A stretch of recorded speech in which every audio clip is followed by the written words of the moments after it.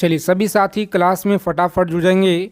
Bihar DElEd entrance exam 2025 जो आप सभी का साथी 27 से परीक्षा शुरू है और आज की क्लास में हम लोग देखेंगे प्रीवियस ईयर का प्रश्न जो आपके जीके और जीएस के जो इम्पोर्टेंट क्वेश्चन बन सकते हैं उन सारे क्वेश्चनों को आज की क्लास में हम आपके लिए निचोड़ संग्रह लेकर आए हैं जो आपकी परीक्षा के दृष्टि से बहुत ही ज़्यादा इम्पोर्टेंट है। तो आप सभी साथी आज की क्लास में टॉप 100 क्वेश्चन को आप लोग कॉपी और पेन लेकर लिख लीजिएगा। आप सभी के पेपर में साथी सवाल यहाँ से देखने को मिलेंगे बिल्कुल 100% जी। तो चलिए क्लास को बिना देरी किए हुए शुरू करते हैं। अगर आप लोग इस बार बिहार डीएलएड एंट्रेंस एग्ज़ाम को अच्छे नंबरों से क्वालिफाई करना चाहते हैं तो साथी क्लास को बिना स्किप किए हुए अंत तक देखिएगा और उसके बाद आप लोग स्कोर अपना कमेंट करके बताइएगा ईमानदारी पूर्वक जी। ठीक है, तो चलिए क्लास शुरू करते हैं। सभी साथी फटाफट चैनल को सब्सक्राइब कर लीजिएगा और बगल में एक बेल आइकन प्रेस करके ऑल पे ज़रूर आप लोग सेव कर लेंगे जी। देखिए यहाँ पे पहला नंबर सवाल पूछा गया है कि भारत में कौन सा मिट्टी सर्वाधिक है, बताएंगे। मोस्ट इम्पॉर्टेंट क्वेश्चन है परीक्षा की दृष्टि से, तो आप सभी लोग अच्छे से याद रखिएगा। जो भारत में सबसे ज़्यादा सर्वाधिक मिट्टी है, ऑप्शन नंबर ए आप लोग बता रहे हैं यहाँ पे बिल्कुल सही जवाब है जी। याद रखेंगे, ए ऑप्शन को लॉक करेंगे आप लोग और आगे बढ़ेंगे। चलिए सभी साथी इसी तरह से आंसर करेंगे। प्रत्येक सवाल का उत्तर कमेंट बॉक्स के माध्यम से बताते चलिए। हीराकुंड जल विद्युत परियोजना किस नदी पर स्थित है? हीराकुंड जल विद्युत परियोजना किस नदी पे है? चंबल पे है, गंडक नदी, महानदी, सोनभद्र है। तो याद रखिएगा महानदी। कौन सा? महानदी आप लोग याद रखेंगे। सी ऑप्शन हमारा सही आंसर है। आगे चलने से पहले सभी साथी क्लास को लाइक कर दीजिए फटाफट से। सभी साथी क्लास को लाइक कर देंगे जी और अपने फ्रेंड्स के पास आप लोग शेयर कर दीजिए। क्लास आपका रोजाना शाम को 7 PM पे और 8 PM रोज़ाना आप लोगों को यह क्लास कंटिन्यू अब दिया जा रहा है। तो रोज़ाना आप लोग क्लास में जुड़िए। अगर आपको इस बार एग्ज़ाम को अच्छे नंबरों से क्वालिफाई करना है तो निम्नलिखित में से मध्य प्रदेश का कौन सा शहर सिपहा नदी के तट पर बसा हुआ है? बताइए आप लोग, सिपहा नदी के तट पर कौन सा बसा हुआ है? तो आप सभी लोग अच्छे से याद रखेंगे। यहाँ पे उज्जैन शहर। कौन सा? उज्जैन शहर आप लोग याद रखेंगे। चलिए देखेंगे यहाँ पे अगला क्वेश्चन पूछा गया है आपके एग्जाम में। मणिकर्ण गर्म जल स्रोत किस राज्य में है? मणिकर्ण गर्म जल स्रोत जो है उत्तराखंड में है, हिमाचल प्रदेश में, जम्मू कश्मीर या गुजरात में है? तो यहाँ पे आपका सही आंसर है साथी हिमाचल प्रदेश। याद रखिएगा हिमाचल प्रदेश में है। आगे देखेंगे अगला क्वेश्चन पूछा गया आपके एग्जाम में। सभी को अच्छे से याद रखना है कि हरित क्रांति का पिता किसे कहा जाता है? बताइए, हरित क्रांति का पिता किसे कहा जाता है? तो याद रखेंगे Norman Borlaug. Option number B option हमारा सही आंसर है जी। तो अच्छे से आप लोग याद रखिएगा यहाँ पे। आगे देखेंगे अगला प्रश्न पूछा गया आपकी परीक्षा में। सभी को अच्छे से याद रखना है और सभी साथी चैनल को सब्सक्राइब कर लीजिएगा जरूर। क्षेत्रफल के मामले में निम्नलिखित में से कौन सा देश भारत में बड़ा नहीं है? बताइए कौन सा देश है जो भारत से बड़ा नहीं है? तो इंडोनेशिया आप लोग याद रखिएगा। यहाँ पे डी ऑप्शन हमारा सही आंसर है जी, इंडोनेशिया। आगे देखेंगे क्लास के PDF के लिए टेलीग्राम चैनल और व्हाट्सएप चैनल को आप लोग ज्वाइन कीजिए। लिंक आपको डिस्क्रिप्शन में हम प्रोवाइड करा देंगे। निम्नलिखित में से भारत में ही उत्पन्न होने वाली सबसे लंबी नदी कौन सी है? बताइए निम्नलिखित में से उत्पन्न होने वाली सबसे लंबी नदी कौन सी है? तो यह गंगा नदी है। कौन सा? गंगा नदी आप लोग याद रखेंगे जिसका लंबाई 2525 किलोमीटर पूरे भारत में आप लोग याद रखिएगा जी। आगे देखेंगे अगला क्वेश्चन है, सभी को अच्छे से याद रखना पे कि भारत के संविधान का 73वां जो संशोधन है यह किससे संबंधित है? भारत के संविधान का 73वां संशोधन संबंधित है पंचायती राज्य से और पंचायती राज्य का जो प्रारंभ है सबसे पहले राजस्थान के नागौर से शुरू हुआ है। अगला क्वेश्चन है कि नागरिकता अधिनियम कब लागू हुआ? बताएंगे। नागरिकता अधिनियम कब लागू हुआ? तो सही आंसर याद रखेंगे 1955 में। कब हुआ जी? 1955 में। आगे देखेंगे साथी, अगला प्रश्न पूछा गया है कि राष्ट्रीय एकता परिषद की जो स्थापना है यह कब की गई थी? बताएंगे। राष्ट्रीय एकता परिषद की जो स्थापना है यह कब किया गया? तो 1961 में। आप लोग याद रखिएगा, यहाँ पे सही आंसर है जी। आगे देखेंगे, अगला प्रश्न पूछा गया है, सभी को बताना है राइट आंसर क्या होगा यहाँ पे। चलिए बताइए आप लोग। प्रत्येक सवाल का आंसर आपको बताने के लिए मात्र 5 सेकेंड का वक्त दिया जाएगा और इसके बाद हम आपको आंसर बता देंगे। निम्नलिखित में से किस राष्ट्रपति का कार्यकाल सबसे कम था? बताएंगे सबसे कम था। सही आंसर क्या रहेगा? तो बी ऑप्शन को आप लोग लॉक करेंगे, जाकिर हुसैन। आप लोग याद रखिएगा। चलिए सभी साथी फटाफट यहाँ पे बताइए आप लोग। 12 नंबर क्वेश्चन है कि राजतरंगिणी में किस इतिहास का वर्णन किया गया है? राजतरंगिणी में किस इतिहास का वर्णन किया गया है? तो ए ऑप्शन को लॉक करेंगे आप लोग और आगे बढ़ेंगे जी। कौन सा है? कश्मीर। आप लोग याद रखिएगा, सही आंसर है। सभी साथी फटाफट आंसर करेंगे यहाँ पे। बताइए आप लोग कि द्वितीय बौद्ध संगीति कहाँ आयोजन किया गया था? द्वितीय बौद्ध संगीति का जो आयोजन है यह कहाँ किया गया था? तो सी ऑप्शन को लॉक करेंगे और आगे बढ़ेंगे जी। वैशाली। आप लोग याद रखिएगा। चलिए सभी साथी फटाफट आंसर कीजिए यहाँ पे कि निम्नलिखित में से किसे एक रात के नाम से जाना जाता है? चलिए बताइए आप लोग। एक रात के नाम से जाना जाता है, ए ऑप्शन को लॉक करेंगे, महापद्मनंद। आप लोग याद रखिएगा। सभी साथी फटाफट आंसर कीजिए यहाँ पे। बताइए आप लोग राइट आंसर क्या रहेगा कि सिंधु घाटी सभ्यता की जो प्रमुख विशेषता है यह क्या थी? सिंधु घाटी सभ्यता की प्रमुख विशेषताएं क्या थी? तो प्यारे मित्रों आप लोग याद रखेंगे पूरा पाषाण सभ्यता। आप लोग याद रखेंगे। जो भी लोग बता रहे हैं यहाँ पे डी ऑप्शन यह गलत है जी। कौन सा होगा? तो शहरी सभ्यता। आप लोग याद रखिएगा, बिल्कुल सही आंसर है। आगे देखेंगे, अगला सवाल है। सभी साथी क्लास को लाइक कर दीजिए फटाफट से। आगे चलने से पहले निम्नलिखित में से कौन सा फसल भूमध्य रेखीय फसल है? बताएंगे निम्नलिखित में से कौन सा भूमध्य रेखीय फसल है? तो आप सभी लोग याद रखेंगे यहाँ पे सही आंसर हमारा बी है। कौन सा? बी ऑप्शन को लॉक करेंगे और आगे बढ़ेंगे। चलिए देखेंगे यहाँ पे अगला सवाल पूछा गया है। सभी साथी अच्छे से आंसर कीजिए यहाँ पे। बताइए निम्नलिखित में से कौन सा एल्युमिनियम अयस्क सर्वाधिक महत्वपूर्ण है? बताएंगे कौन सा एल्युमिनियम अयस्क सर्वाधिक महत्वपूर्ण है? तो बॉक्साइड। आप लोग याद रखेंगे ऑप्शन नंबर बी ऑप्शन को आप लोग लॉक करेंगे यहाँ पे और आगे बढ़ेंगे। चलिए सभी साथी आंसर करेंगे यहाँ पे। 18 नंबर सवाल है आपकी स्क्रीन पे और अच्छे से आप लोग याद रखिएगा। सरहिंद नहर किस नदी पर स्थित है जी? बताइए आप लोग। सरहिंद जो नहर है यह किस नदी पर स्थित है? तो सतलज। आप लोग याद रखिएगा, ए ऑप्शन को लॉक करेंगे और आगे बढ़ेंगे। उपापाच्य क्या है?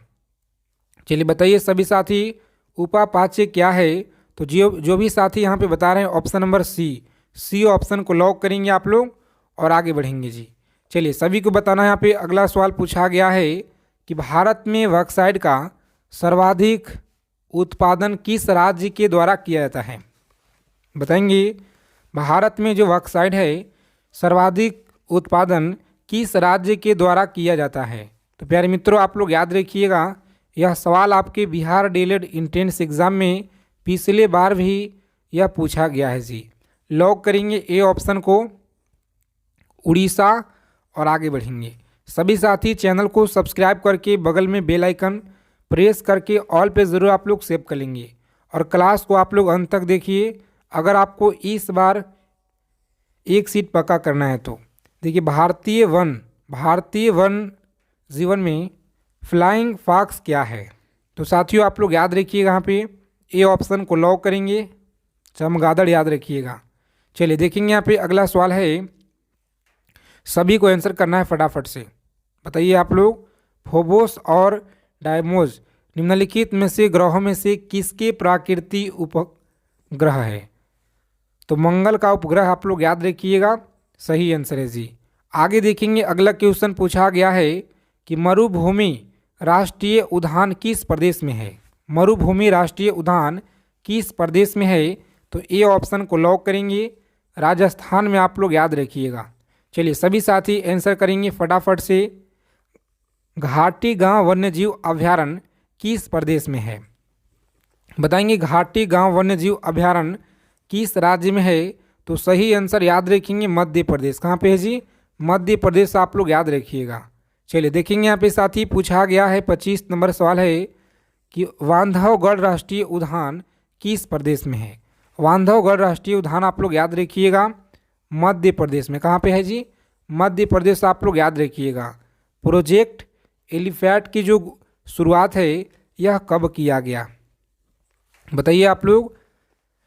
प्रोजेक्ट एलिफेंट की जो शुरुआत है यह कब किया गया, तो प्यारे साथियों ऑप्शन नंबर बी 1992 आप लोग याद रखिएगा जी। भारत की पहली यूरेनियम खान यह कहाँ पे है, बताइए आप लोग। भारत की जो पहली यूरेनियम खान है यह कहाँ पे है, तो साथियों लॉक करेंगे ए ऑप्शन को, जादूगोड़ा आप लोग याद रखिएगा। चलिए सभी साथी बताइए यहाँ पे, बताएंगे कि निम्नलिखित में से कौन सा दिन अरब सागर में नहीं गिरता है। कौन सा नदी अरब सागर में नहीं गिरता है, तो यह कौन सा है जी, तुंगभद्रा आप लोग याद रखिएगा। ए ऑप्शन को लॉक करेंगे साथियों, आगे बढ़ेंगे। चलिए सभी साथी फटाफट आंसर करेंगे यहाँ पे।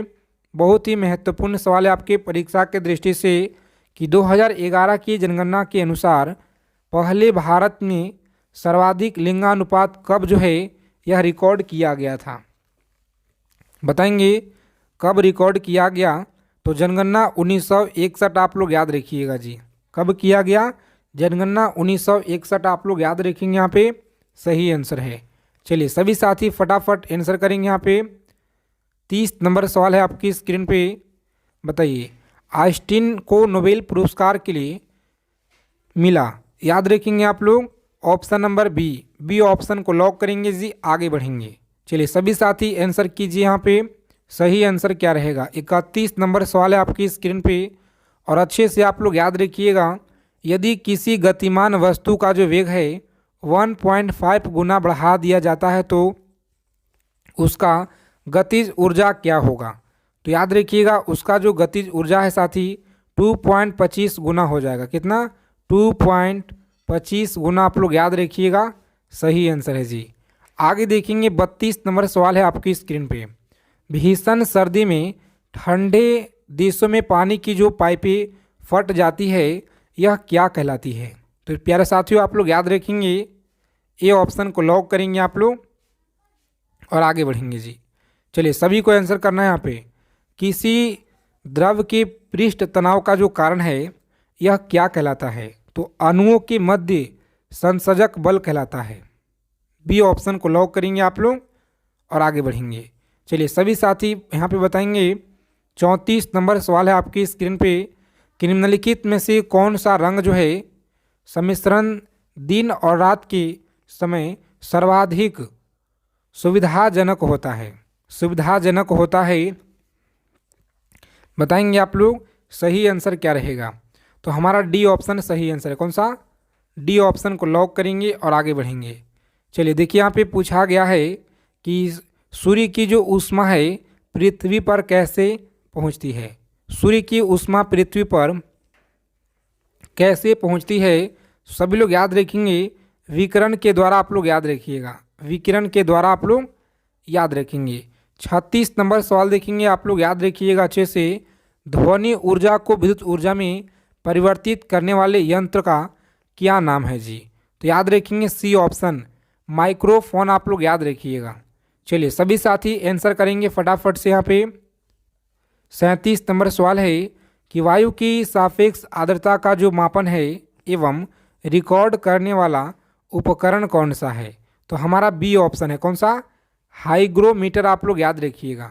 चलिए सभी साथी फटाफट यहाँ पे आंसर करेंगे कि चावल पकाना कठिन होता है, तो याद रखेंगे चावल पकाना कठिन होता है पर्वत के शिखर पे, पर्वत के शिखर पर आप लोग याद रखिएगा, ए ऑप्शन रहेगा राइट आंसर।